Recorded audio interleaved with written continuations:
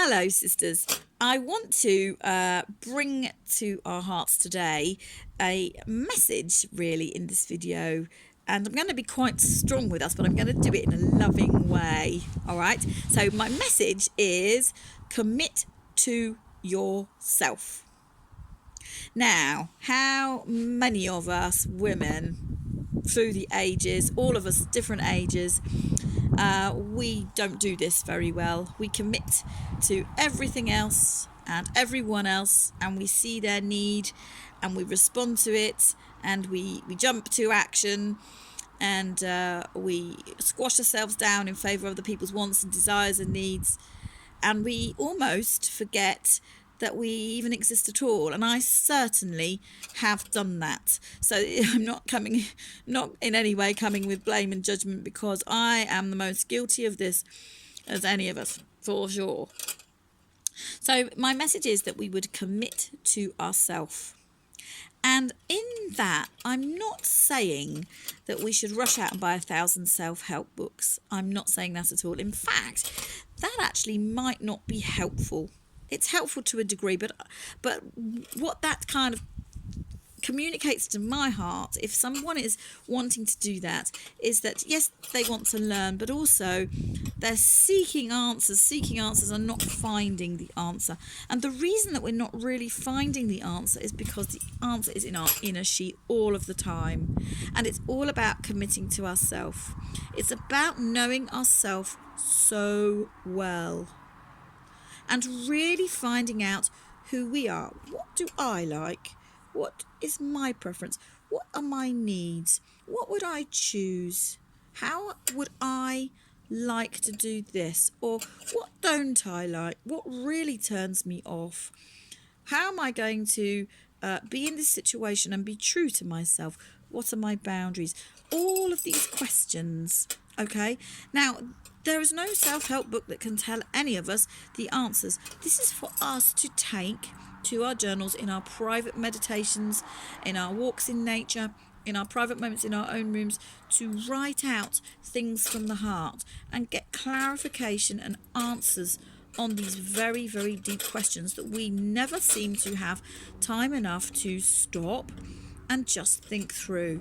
So my challenge is that we would stop and think through just some of the answers to these questions on a very personal basis. Now, I feel that we have been so far gone in terms of not committing to self that we have effectively rushed into life choices that have not been good for us. And I know that 1,000 women my age are screaming at me now, going, yes! Because what we do, as we've talked about before, is we enter into relationships with a life partner, and we make choices about job and family and home that we later regret because we've gone along with the flow of expectation or other people's pressures, and we've never stopped to think about what I would like. How is this going to help me? How is this decision that I need to make going to serve me in fulfilling my divine purpose? And that is a great question to ask. And I wish that I had asked that question over the big life decisions that I've made in my life, because it would have changed everything. Everything.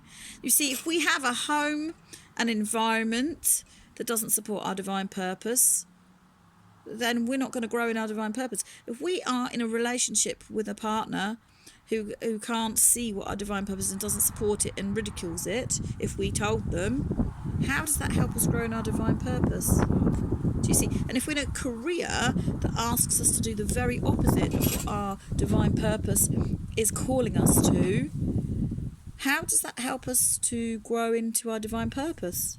It can't. It can't. So these are the very big questions that we need to ask. And the sooner that we ask them in life, obviously, the better. But it's never too late. It really, really isn't ever too late. So it doesn't matter if you're 47 like me, 48. It doesn't matter if you're 60. It doesn't even matter if you're 80. Ask the question, ask the question, ask the question, and commit to self, because you know what? Your heart is just beautiful, and the universe is waiting for us to respond to the call. And if we just stop for a minute and listen and turn our energy on and turn our hearts on in the right direction, we're going to hear what the universe has to say. And the universe, remember, is absolutely 100% pure love.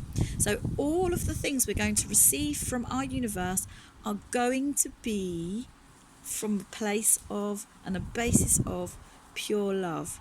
It can only be good. It can never be scary. It can never be fearful, because it's complete love. So there's nothing to worry about. There's just everything to go for. And that's really what I wanted to say, because that's really, really, really exciting. And I just so love you. And I love this journey that we're on together.